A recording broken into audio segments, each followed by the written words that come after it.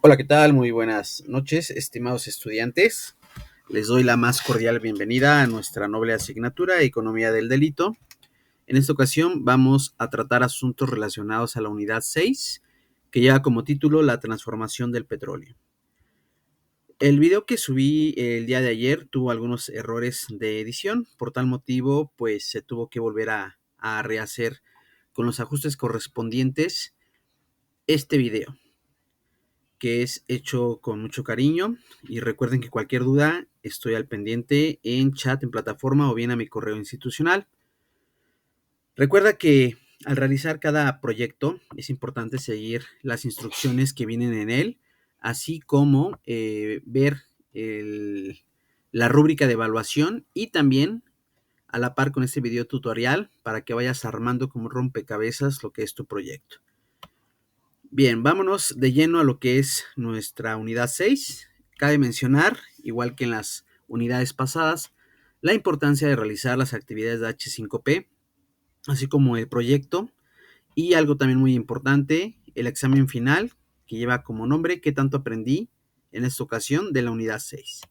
Los tres son importantes, así como tu participación en foros, para que puedas acceder a la siguiente unidad, aunado a que, vuelvo a repetir, si tú entregas proyectos pero no haces exámenes finales, desafortunadamente no podrás acreditar esta asignatura.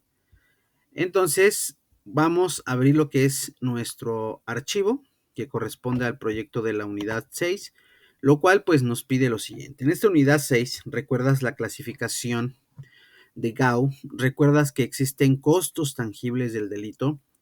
Pues en esta unidad vas a seleccionar un costo tangible del delito. Debe ser a partir del caso que describiste en la unidad 2. ¿Recuerdas aquel proyecto que has venido construyendo? En mi caso en particular fue el tema del robo. Tal vez en el tuyo fue secuestro o fue extorsión, fue homicidio, fue alguna violación, fue narcotráfico, etcétera. Entonces, de acuerdo a ese tema que has estado trabajando a lo largo de esta asignatura de Economía del Delito, tienes que analizarlo bien correctamente y pues todo ello para esbozar una estrategia de mitigación de dicho delito y tu papel como policía en su implementación. Lo primero que debes hacer es descargar esta plantilla de la unidad 6, ya le damos clic, ya se descargó, y agregar los datos que corresponden en la portada y los siguientes elementos que forman parte de tu tarea. Por ejemplo, en el punto número 1 dice el indicador proxy del costo tangible elegido. Tienes que investigar cómo formular un indicador y qué diferencia existe entre indicadores calculados a partir de una tasa, una razón y una proporción, o sea, el porcentaje, pues vas a necesitar dicha información para llenar las tablas que se solicitan en este apartado. Nuestra primer tabla que tenemos aquí en pantalla nos indica por qué es importante analizar este costo tangible del delito. Es decir, debes de describir por qué es importante analizar este costo tangible y quiénes son los afectados. Y bien, posterior, después de haber agregado lo que es nuestro nombre, el nombre de la asignatura y la fecha, ¿por qué es importante? En este caso, como lo he venido mencionado a lo largo de esta asignatura, mi tema fue el robo, entonces espero que te sea de gran utilidad. Aquí tienes que describir bien o hablarme un poco del robo. Y bueno, si bien resulta sencillo argumentar por qué el robo constituye una actividad nociva desde el punto de vista social y jurídico, no es tan sencillo argumentarlo desde el punto de vista económico. En principio, un robo es una mera transferencia de derechos de propiedad en la cual el ladrón gana lo que roba y el dueño pierde lo robado. En términos agregados, el bienestar es el mismo. Sin embargo, permanecer con esta visión del crimen no distingue otros efectos. Si bien el robo fuera solo una transferencia, entonces sería un error desde el punto de vista de la eficiencia que una persona destinara recursos para protegerse, ya sea contratando seguridad privada, blindando sus autos o comprando una caja de seguridad. De acuerdo con Andrés Rumer en el 2002, nos hablaba de que el robo es ineficiente por la misma razón que otras formas de búsqueda de rentas lo son. Tanto los ladrones como las víctimas están compitiendo por la posesión de los mismos objetos, los cuales inicialmente pertenecían a la víctima. Los gastos del ladrón resulta en que él obtenga el botín en lugar de otro ladrón o en que él obtenga el botín en lugar de que su dueño lo conserve. Fíjense bien hasta dónde hemos llegado en este tema del robo. Sin embargo, pues bueno, los gastos de prevención son búsqueda de renta.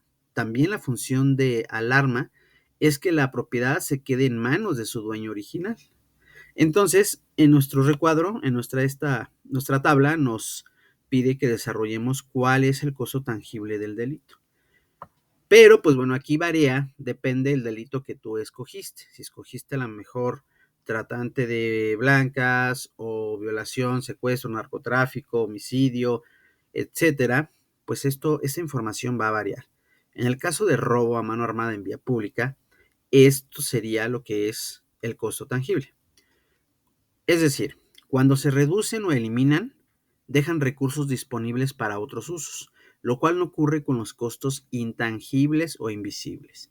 La pérdida de la productividad a causa de ser víctima del delito de robo a mano armada. Ahora, en definición teórica, ¿qué es? Bueno, continúo con lo del robo. Al igual que en otros países, en México los costos de la delincuencia y criminalidad son altos. Existe una relación estadística positiva entre la competitividad de los países y sus sistemas de derecho y la percepción de la seguridad.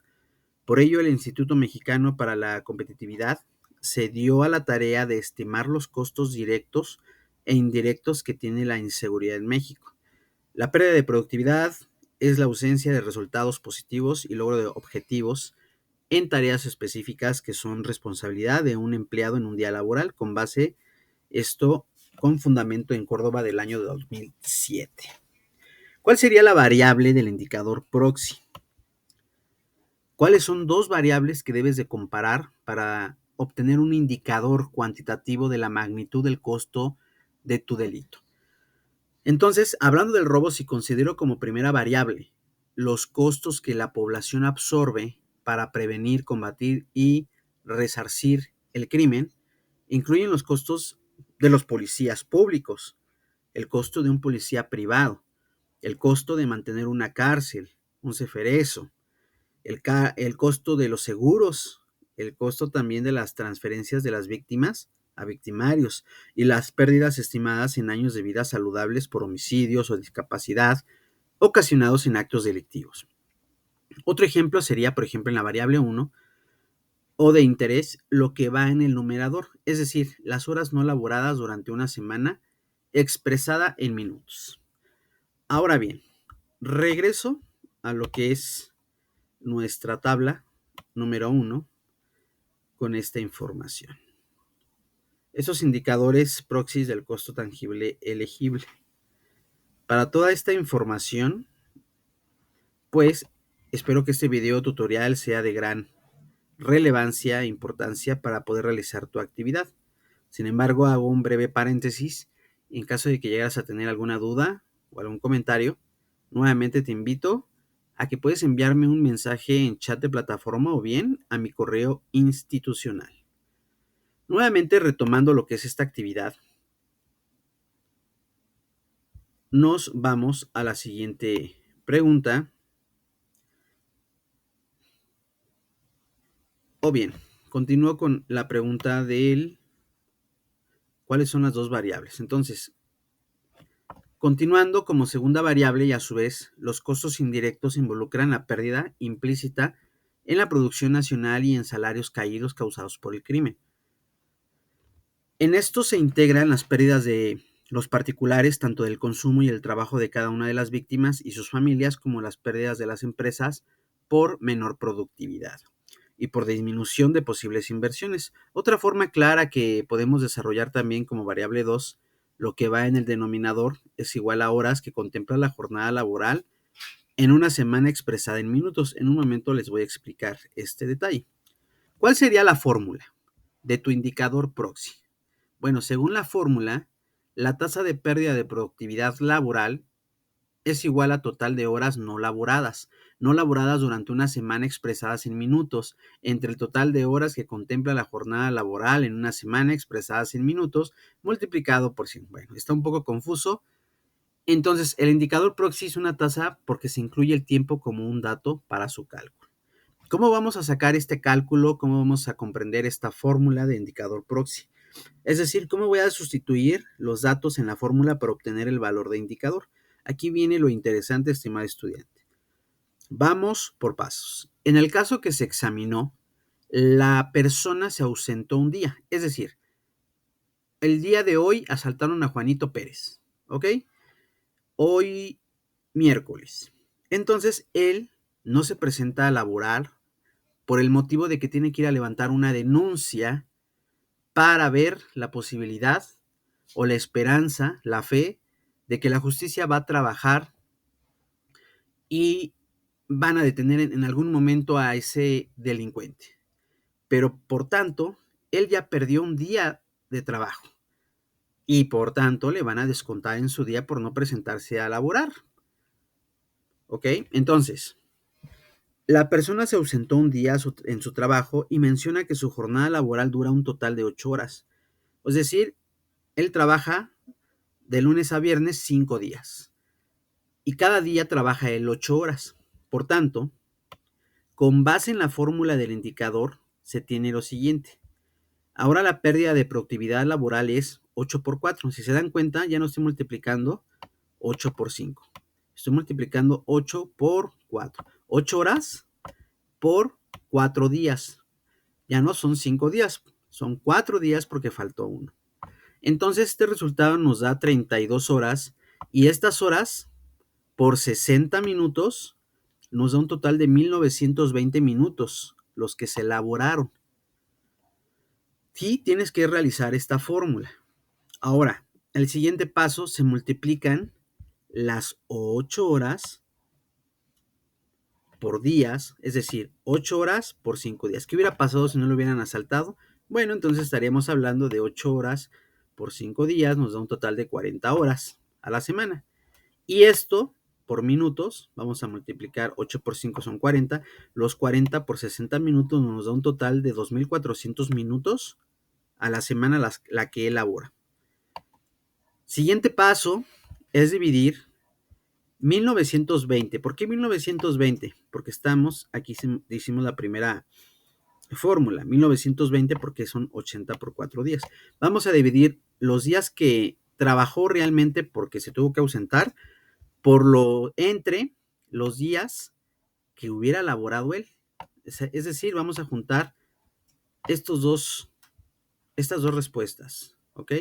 La respuesta 1, que se trata de que faltó un día, y la respuesta 2, ya nuestro resultado, de qué hubiera pasado que si él hubiera laborado 5 días. ¿Ok?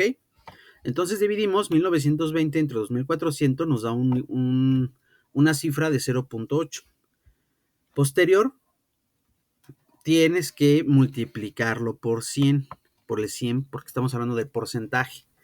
Entonces 0.8 por 100, no vayan a poner por 90, por 50, por 1000, 8000, no, por 100. 0.8 por 100 nos da un total de 80. Al realizar las operaciones, el resultado es 80%, ¿ok? Es lógico que a ti te va a salir un resultado diferente, porque a lo mejor me estás hablando de homicidios, a lo mejor me vas a hablar de robo de vehículos, a lo mejor me vas a hablar de secuestro, de narcotráfico, de tratante de blancas, o sea, depende del delito que hayas elegido desde un principio. El de robo a mano armada en vía pública fue este. Ahora, ¿qué significa el valor de indicador proxy que obtuve? Aquí ya lo vamos a explicar con manzanas. La persona que fue víctima del delito de robo sufrió una pérdida del 20%. ¿Cómo sé que del 20? Bueno, estamos en el 80. Para llegar al 100, 20. ¿Ok? Entonces, la persona que fue víctima del delito de robo sufrió una pérdida del 20% de su productividad laboral en una semana de trabajo. Pues de las 40 horas que incluye su jornada laboral normal, que son 8 horas diarias, tuvo que ausentarse un día. Por tal razón, se estima que el costo del delito para la víctima fue del 80% de su productividad laboral. Entonces, ¿qué nos lleva a esto? En caso de que tú llegas, simplemente, bueno, en caso de que no cometas o no te cometan más bien un delito, pues no nos vamos y tocamos madera, no nos vamos tan lejos, un accidente también afecta. Pero bueno, estamos en nuestra asignatura de economía del delito. Vamos a ver cómo impacta el delito nuestra economía. Si a ti te asaltan, pues un ejemplo, tocamos madera, que no, tú tienes que ir a levantar tu denuncia porque es tu derecho. Sin embargo, al llegar al Ministerio Público, posiblemente no te guste cómo va a defenderte el abogado de oficio, que es gratis. Por tanto, tú ya vas a tener que desembolsar en un abogado particular y eso va a ser una pérdida de dinero a tu bolsillo, a tu hogar, a tu familia. Pero desmenuzando esto, pues ¿qué crees? También ya perdiste dinero porque te trasladaste al Ministerio Público y si vas en transporte público, pues ya hiciste un gasto de transporte. Si vas en auto particular, ya hiciste un gasto de gasolina y de tu vehículo. Y si no vas en un auto particular, ni en el camión, ni en el metro, tomaste un Uber y ya gastaste. Posterior, pues ya te dio sed y te compras una botella de agua. Ya te dio hambre de tanto perder el día, te compras una torta fuera del Ministerio Público. Vamos, son cositas triviales que no te das cuenta porque por el momento, por la problemática por la que estás pasando, pero ya estás desembolsando y ya el delito está afectando tu economía. Y posterior, bueno, te robaron tu cartera. Ahora, al día siguiente, pues no te la vas a llevar. A lo mejor vas al banco y no te vas a llevar las moneditas o los billetes, pues nada más así en el bolsillo. Vas a tener que comprar una nueva cartera. Vas a tener que comprar otro reloj. Vas a tener que comprar a lo mejor la cadenita que te robaron, pero ahora ya no de oro, sino de plata. Entonces son gastos que si vamos desmenuzando esto, pues el delito está impactando tu economía. Ahora, ¿qué pasa con el delincuente? Viceversa. Digamos que sí lo detuvieron. Digamos que tú, gracias a tu denuncia y a la de otras personas, y con la ayuda de las cámaras del C5 y la policía de investigación, se hace todo esto un gran alboroto y, realmente la policía trabaja como debe de ser en la fiscalía, detienen al presunto delincuente. ¿Y qué va a pasar con él? Bueno, él a lo mejor pues tiene a su bendición, tiene a su hijo. Su bendición se va a quedar sin tomar, a lo mejor estamos hablando de un ejemplo, una hipótesis de un bebé, pues ya no va a tener leche, ya no va a tener pañales como los que acostumbraba, porque su papá se iba a robar, se iba a trabajar a robar. Sin embargo, también pues el delincuente va a tener que contratar un abogado y ya es un gasto para él. Su esposa, si es que lo quiere mucho, va a tener que desembolsar dinero para irlo a ver al reclusorio. Va a tener que llevarle comidas, va a tener que dejarle dinero, porque como todos sabemos, en los reclusorios tienes que sobrevivir y es el hotel más grande del mundo, ¿no? El más caro. Estar en un reclusorio porque tienes que llevarle dinero para que no lo molesten o para eh, muchas cosas que sabemos nosotros como servidores públicos. Y entonces, pues también está haciendo un impacto, ¿sale? Entonces también el delincuente, al estar preso, pues también hay un impacto en la economía de esa familia y esa familia es mexicana y todo esto se hace una revolución y vamos desmenuzando todo y pues al final el delito es una gran pérdida económica para nuestro país. Y aparte, a todos nos cuesta de nuestros impuestos, pues también tenemos que pagar la luz del reclusorio, a todos nos descuentan impuestos, nosotros tenemos de poquito en poquito de todos los capitalinos, pues también tenemos que pagar la manutención de ellos, su comida, el agua que gasta el delincuente, y pues todo esto es un impacto. No nos vamos a una escala tan grande como Japón, donde no hay tantas personas detenidas, tantas personas en un reclusorio. Incluso el policía tiene que ver minuciosamente y poner pretextos para amonestar a una persona, una falta administrativa, porque no hay tantos delitos en Japón. Pero bueno, allá es otra cultura y son otras palabras mayores. Posterior nos vemos a lo que es el análisis 2, que son los modelos del delito. En esta tabla nos pide las dimensiones del análisis. Tenemos un modelo y otro segundo modelo. ¿Cómo vamos a saber qué modelo agarrar? Prácticamente aquí en nuestra tabla número 2 tienes que abrir este documento que ya viene preseleccionado. Y al abrirlo, y depende de tu delito que agarraste, tú vas a escoger uno, ¿ok? Vuelvo a repetir, en mi caso, como es robo, pues a mí me queda esta, que es la de perspectiva de la atención anomía. Obvio, se te va a descargar el archivo y tú vas a escoger, el de secuestro, pues va más que nada con este tema. Yo escogí el de homicidios, pues yo agarro este modelo. Pero tienes que agarrar dos dependiendo a tu delito. Entonces, en la de robo, concuerda que es la de perspectiva de la atención y la perspectiva de la actividad. ¿Cuál es la fuente donde obtuve la información? Bueno, prácticamente es la liga que viene ahí, copiar y pegar el archivo, bueno, la liga del archivo.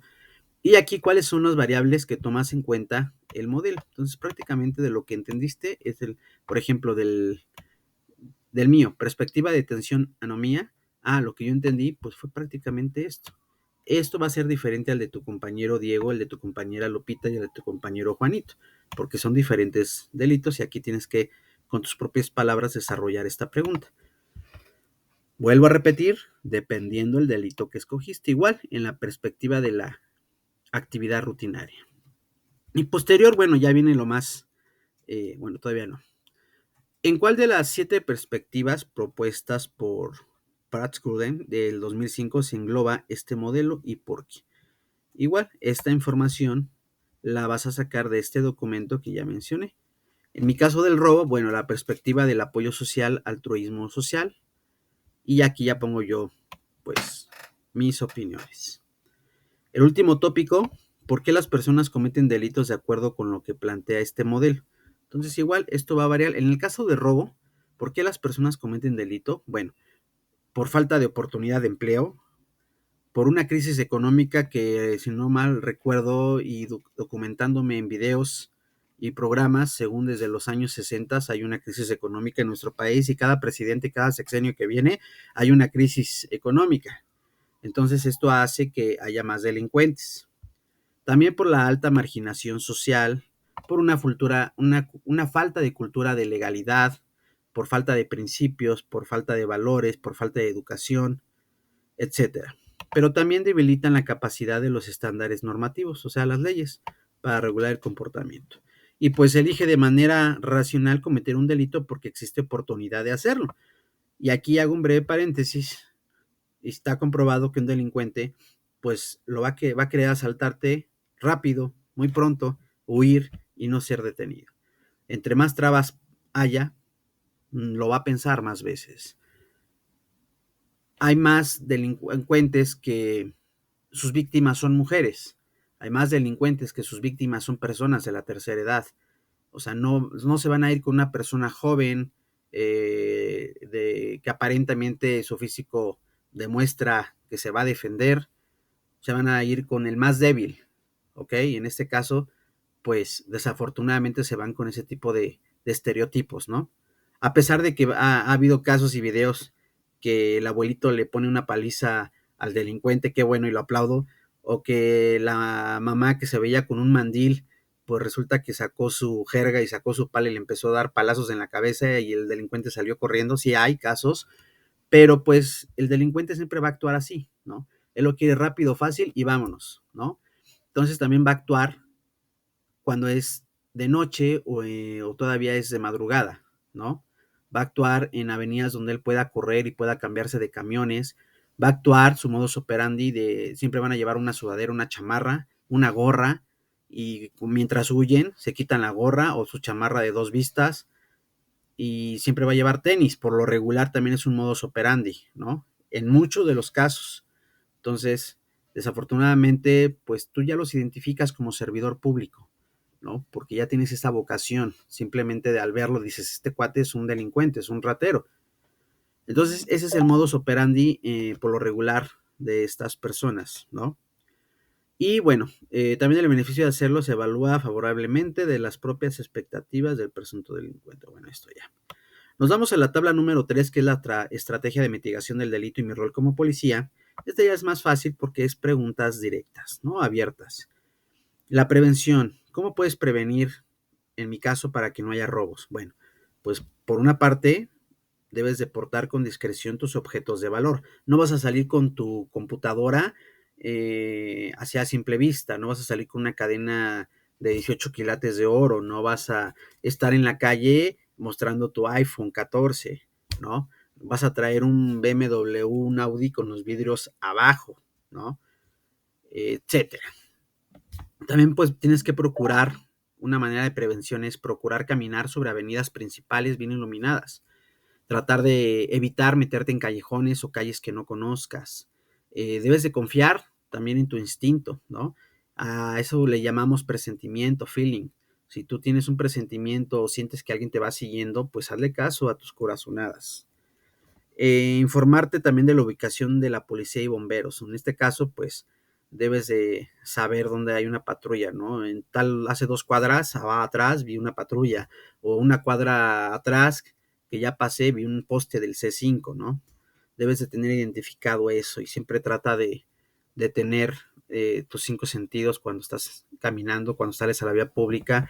Trata de caminar en sentido contrario a los vehículos, porque eso te va a dar tiempo también de correr, ¿no? Si tú das la espalda al delincuente, pues eres una presa fácil, te hacen una llave china o te topan entre 2 o 3 personas. Entonces, si tú ves algo sospechoso, pues todavía tienes la oportunidad de huir, ¿no? O de pasarte a una calle o tocar una puerta y meterte y decir a un carnicero, oye, tira paro, ¿no? Me quieren asaltar, ayúdame, ¿no? Dame una llamada, etcétera. Es un ejemplo. Ahora, la evaluación del resultado del impacto de la estrategia. ¿Cómo podemos saber estas estrategias? Pues bueno, pues a través de estadísticas, de gráficas, de encuestas, de índices. Y me salté una pregunta que es la intervención a través de acciones comunitarias. Considero que es muy importante que el policía de la Ciudad de México debe tener un vehículo motorizado y hacer constantes rondines en la vía pública, ¿no? O sea, yo entiendo y comprendo que pues también nosotros como servidores públicos pues nos da sed, tenemos necesidad de comer y nos paramos a un puesto de tacos y comemos, ¿no? Y eso no implica que no estés haciendo tu chamba, pero pues tratar de estar más alerta, ¿no? De estar patrullando prácticamente, de estar conociendo a la gente de tu cuadrante, etcétera, ¿no?